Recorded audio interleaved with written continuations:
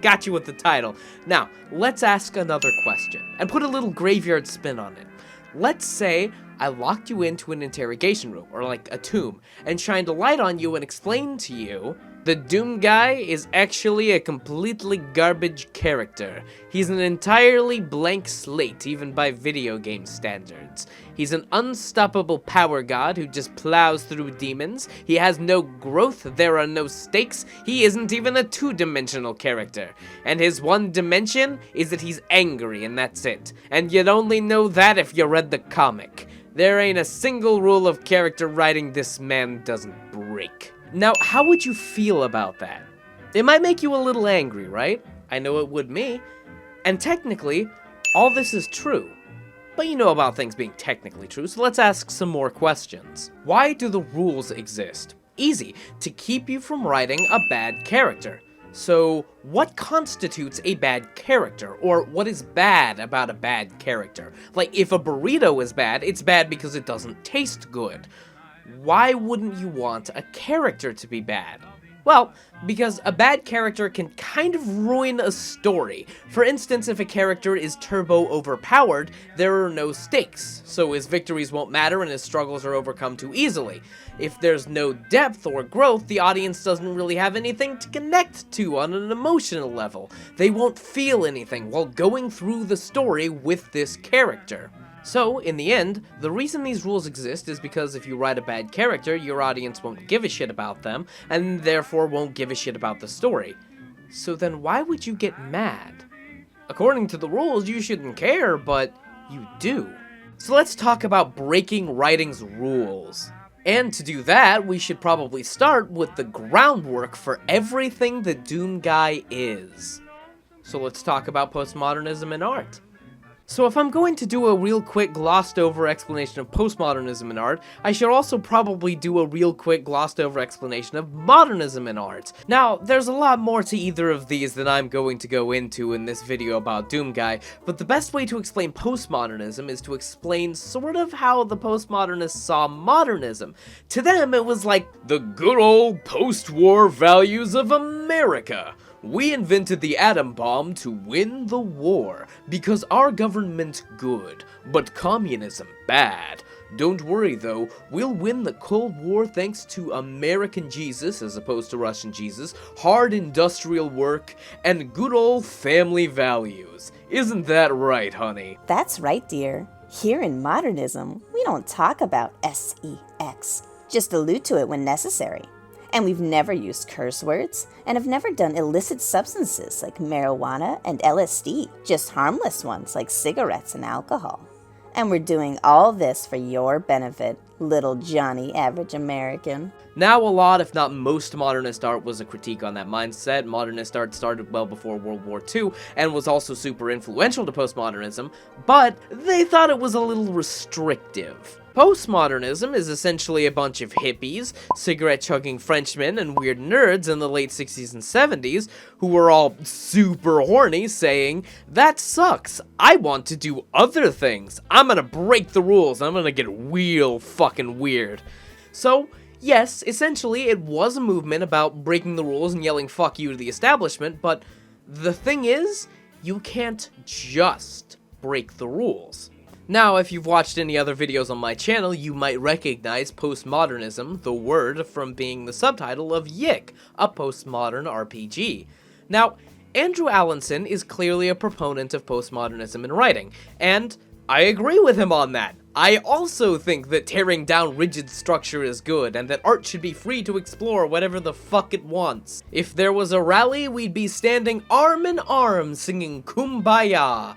But that is in theory. A lot of people commented on the Yick video saying that they thought I had something against Andrew Allinson, and I don't know the guy, I've never met him, but I have read his writing, and it reads like so much writing I've read that has the same problems, and that all seem to come from people who think they're writing the next Chuck Palahniuk novel or the next Haruki Murakami novel. He doesn't really understand postmodernism, not because he hasn't read any, that's unfortunately provably false, but Well, you can see it in the way he writes prose. That's why I banged on about it in the other video. He knows that postmodernists use a lot of flowery prose, but he doesn't understand exactly what the purpose of it is. He just knows that it's there, and that it's different than modernist writing, so it must be good, and that it's not in a lot of games, so it must be breaking the rules. He thinks that just the act of breaking the rules is revolutionary. Unfortunately, he forgets that sometimes there's a reason that the rules are there, you know? He's trying to put a twist on writing, but, to quote Karolina Zabrowska's joke video where the title card is just the word boobs, yeah, but in order for that to work, you need to know what you're twisting first. So, let me give you an example of one I did. Yeah, I talked about how pretentious this man is in a whole video, then I go, look how I did it good though! In my tabletop group, we have a pretty solid rule. That rule is, if you're the DM, don't make the players fight each other. If you do, people will get mad at each other because their characters will get killed because of something the other player couldn't control, or because the other player is just being a dick. And this can lead to arguments that can kill campaigns, and nobody has any fun, so don't do it. It's a pretty good rule, but I wanted to break it. So I set up supports for that. I built the campaign around that idea. First thing, there were only 2 players in this campaign. One of them stated at the beginning that she wanted to be yandere for the other one, so I had her do outside sessions that set up mysteries which became the main quest to solve. Then I set her up as the final boss fight, with a ton of powers to use against the other players and every DM NPC.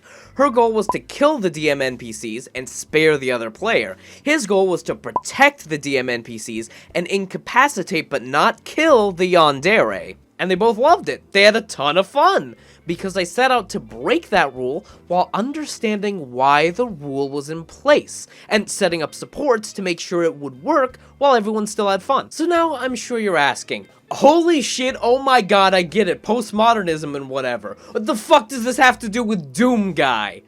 So let's talk about Doom Guy. So, Doom Guy, like I said before, is an overpowered Superman who has the depth of a salt flat and doesn't grow or change or learn anything. In fact, the only reason we can assume he's even capable of that is that he is, canonically, a human being. So in essence, he's a Gary Stu. But it still works. So let's focus on lack of growth first. And let's compare it to Ophelia from Pan's Labyrinth. So, Ophelia is a little bit like that too. She's kind of a stagnant character. She's essentially the pure of heart little girl from the fairy tales, and her final task in the end is to listen to her own heart and not draw blood from her little brother, keeping her promise. This isn't something that she learned she shouldn't do. In fact, this was going against everything she did learn, e.g. listen to the fawn, but because she was inherently good, she made the correct choice because that's what was being tested. So she doesn't really grow or change, but we still care about her. Why? Well, let's look at her antagonist, her stepfather, Captain Vidal. Of course, when we're introduced to him, he seems like your average asshole stepfather bad man, but then we're sort of introduced to him again, as he really is with this.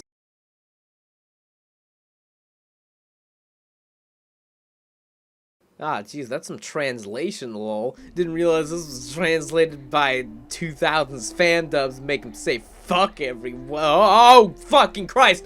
God almighty, holy Jesus!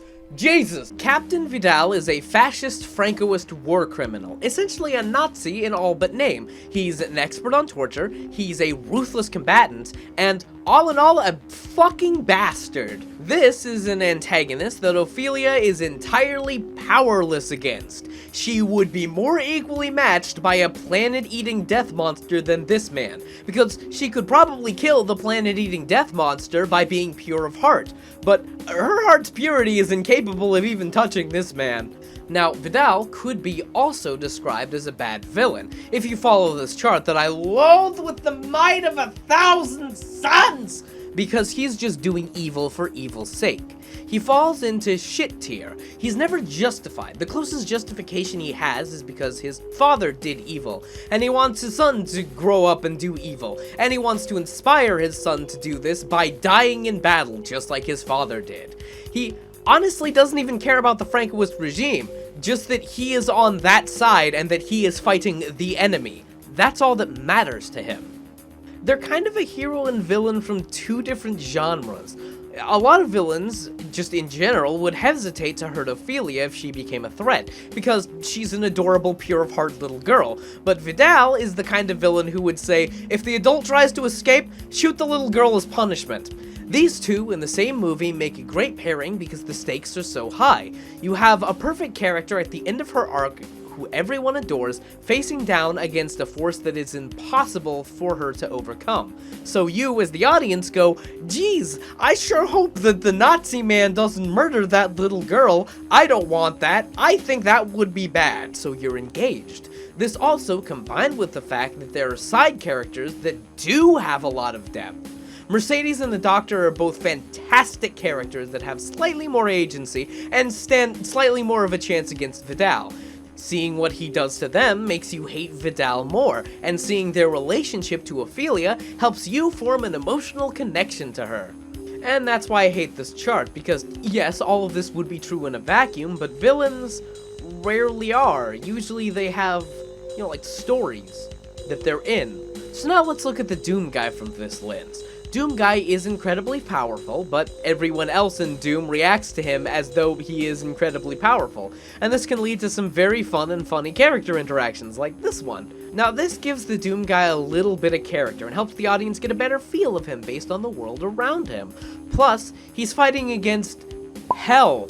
He's not fighting against, like, the devil, an unconquerable foe for all of humanity except for Johnny, but the entirety of the infinite armies of hell, which is a ridiculously powerful thing to fight in or out of Doom's canon. I mean, inside Doom's canon, they're shown as being able to completely take over the entirety of Earth in a few hours, and outside, well, it's hell. You know what hell is. It's demons and shit. They'll fucking get ya. But the way Doom Guy beats it is by being even more ridiculously overpowerful. And if he can stand against literally the entirety of hell without so much as a scratch, where are the stakes? So let's talk about JoJo's Bizarre Adventure. And here I'm going to be talking about everything about up to part 6, so if you don't want spoilers on that, click here to avoid them. Now, one thing that JoJo's Bizarre Adventure has in spades is stupidly, ridiculously overpowered bullshit that half the time doesn't make any sense. Seriously, heavy weather, for instance, is the dumbest shit I've ever heard. Like, the refraction angle of the sun's rays made snail images, and this got people to subliminally think they were snails? So much so that they actually turn into snails, like, physically? What, is that stand just rods? Like the cryptid? There are a lot of stands like this, and these are all usually some really bonkers power that isn't terribly sensible that is defeated because our heroes have less specific powers, such as I can make zippers on everything, or I can turn into rope, or I can punch really, really good.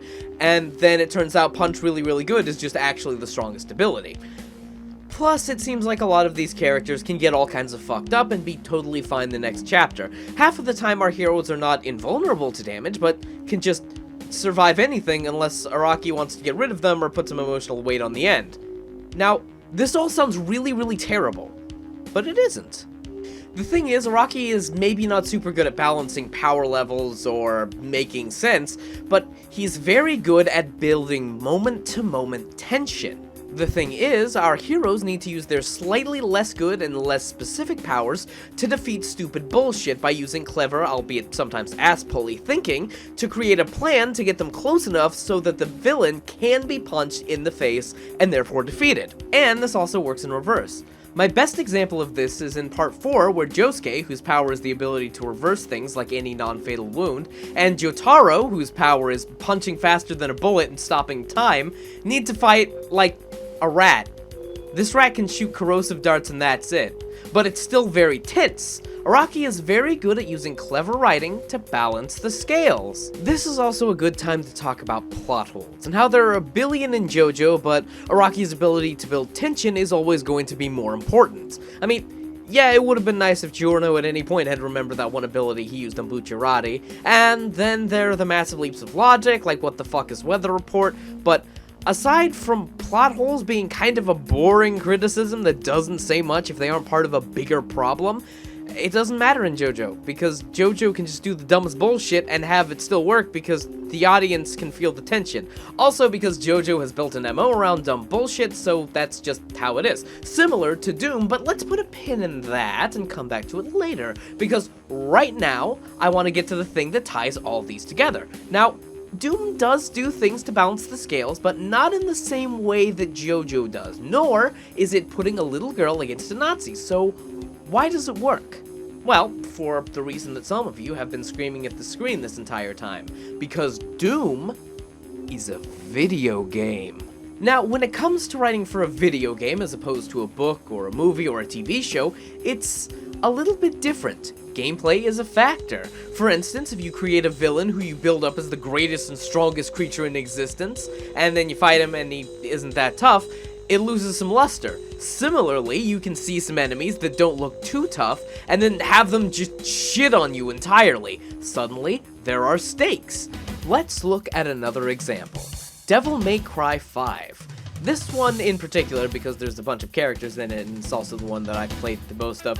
Here's the thing about the story and the characters in this game. If it wasn't in a game, it would kinda suck. It would be just a crew of characters being badass and doing cool badass things, and that's kind of it. Like, eventually something slightly tense would happen, and our heroes would scoff at it like it wasn't a problem, and then deal with it like it wasn't a problem, because it wasn't a problem. Like, if it were a TV series, there would be no stakes on an episode-by-episode basis. If it was a movie, it would have an unforgivable amount of runtime filler. And if it was a book, it would be so focused on describing how cool and badass the things they were doing were, it would be a 400-page novel with a story to fill 60. But, as a video game, we can be shown the cool badass things they do in a cutscene, and then do them! Using a combination of buttons, switching between different abilities, pulling off combos, and having the game tell you, dude, holy fuck, that's so cool. It works. Because the thing is, Nero can pull off these cool combos no problem. But can you? You can feel the effect of how badass this is because you were the one who juggled the enemies in the air, did 15 different things in 3 seconds, and finished them off with a flourish in your own special way. And you could have fucked it up. And that's the thing with the bosses. Our heroes will be dismissive about them, but then they might just end up fucking dying. Our heroes could end up dead. Oops! And because this is so ingrained in games as part of their DNA, you can use it to do interesting things. You can apply postmodernism in art to video games like that, or can you? It could be argued that you can't put a postmodern spin on video games because video games are inherently postmodern. You see, video games break a lot of rules purely by existing as they are. They create ways to get around the rules inherently. Also, because of the time frame, video games sort of were incepted way back in the past when postmodernism started. We need to get new names for these things. And that's the way Doom balances the scales. Yes, canonically, the Doom guy is a fucking murder bastard who kills everything ever, but that's because at the end of Doom, you win. You would have needed to for the story of Doom 2 to exist. This is how it is with most games. Except for XCOM. The canon ending of XCOM is that you lose, and that's the funniest shit. Doom pits you against the entirety of hell. The stakes are high, so you need to use your smarts to be able to survive it. But because, canonically, the main character of Doom has killed all of hell, he's going to be some sort of super murder badass fueled by nothing but rage and bloodlust. And this is supported by all of the little aspects of the game. From the copious gore, to the satanic imagery, the MIDI thrash of the original Doom, and the Mick Gordon miscellaneously sludge-sounding soundtrack of the new ones. All of these help to put you in that slaughter mindset. It's a blood-soaked world that gives you endless chances and reasons to kill, so you, the audience, can get into Doom Guy's headspace. But let's take a step away from canon and look at fanon. Now, a lot of people rail against fanfiction because the barrier to entry is pretty much non-existent. Anyone can post to AO3 or fanfiction.net and Wattpad, and of course this leads to a lot of bad stuff. But, a lot of times, you'll have people writing fanfiction of something they adore while being so much better writers than the person or people responsible for the thing that they adore.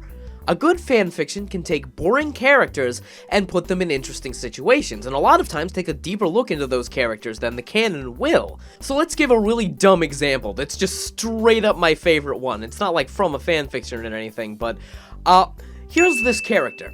She is a teenage weeaboo who goes to high school, wears braces, has asthma, an obsession with collecting katanas, and a tendency to fly into an impudent rage because she's kind of a fucking gremlin. Who is this character? General Grievous from Star Wars, but as like an anime schoolgirl. And that makes him miles more interesting as a character than he was in the movie. Like, no lie, this is the dumbest shit, but it makes something kind of boring, kind of fun.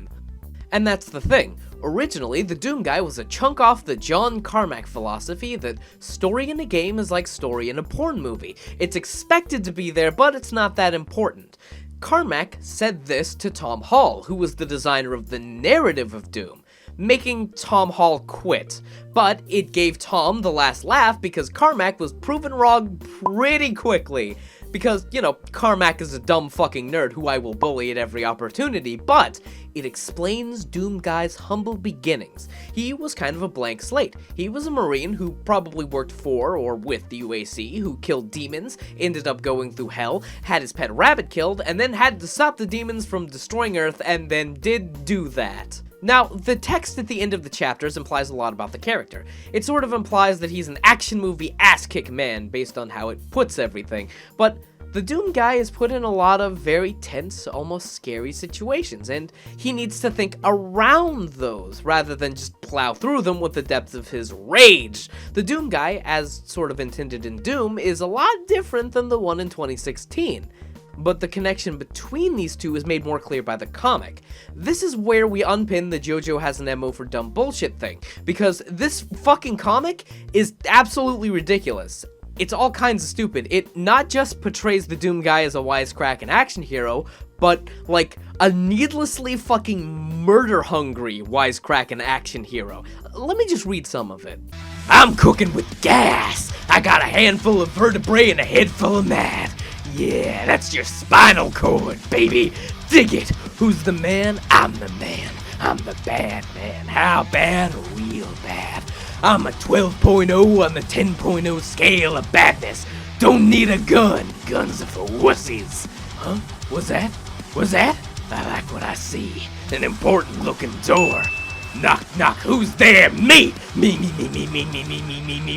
Cyber Demon! Big deal, he's Slim Pickens. Rip and tear, rip and tear, rip and tear! Rip and tear your guts! You are huge! That means you have huge guts! Rip and tear! Like, oh my god, this comic. But it had an effect on the community, because it was the dumbest shit and also hilarious. Now this, and the demons murdering the Doom Guy's bunny being the plot of Doom 2, sort of led the fandom to assume that the Doom Guy was really, really mad all the time and really, really hated fucking demons so much. Which is understandable, but in the games, he was sort of a silent protagonist. So, this moved from the comic's loudness to a silent, seething, blood-boiling rage, while still holding on to the absolute absurdity of the comic and making it sort of a central theme. This central theme was pushed by the comic, but really was founded in the game. Doom was violent and very controversial for its time. It had blood and gore and satanic imagery, which, needless to say, was a huge part of why it was so popular. Coming back around to postmodernism, it was hugely rebellious in or out of video games, which brought together the fandom, grew it, and with any growing fandom comes theory crafting. Then they looked at the game mechanics. The Doom Guy in the game moves very fast. People have calculated how fast, and based on the approximate lengths of things, they have come up with the figure that the Doom Guy can run at a fairly consistent 49 miles an hour. So, when we put all that in a blender, what we get is, the Doom Guy is a constantly, silently angry murder boner man who can run at the same speed as a shit-scared horse and doesn't give a fuck about anything other than murdering as many demons as possible, just fucking killing them because he hates them so fucking much. You have no idea, just so fucking much. This makes the wisecracking 80s action hero a little more interesting. Not by taking him more seriously, but by making him a different type of cartoonish. He's cartoonishly angry. It removes any semblance of realism and just makes him the angriest man in existence who can stand against the entirety of hell just because he's so fucking mad about everything all the time.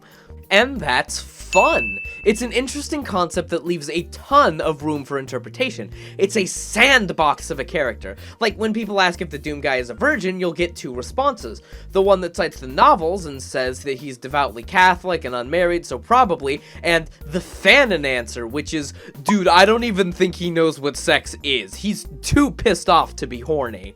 So id, when they were remaking Doom in 2016, instead of doing something like Machine Games did with Wolfenstein and making it their own, they leaned into the fanon that had been going on for decades and made the colloquially known Doom guy basically just the Doomslayer, even so much as explaining why he's so fast, as a gift from the angels, rather than having it be a non-diegetic gameplay mechanic.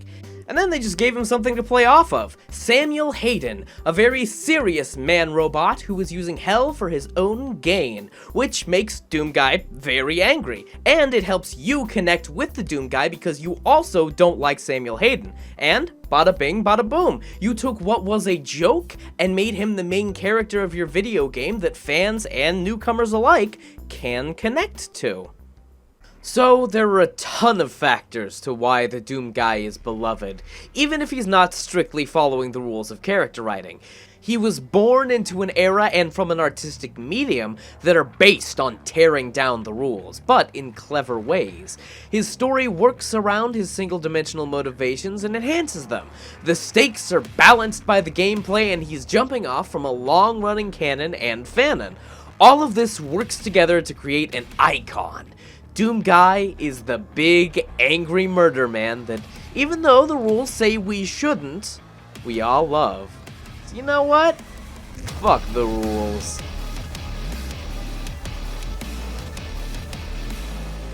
Why can't we find a way to safely dispose of radioactive waste and protect the environment? Even if I personally stop this alien invasion, what kind of planet will we be leaving to our children and our children's children? And oh, the humanity.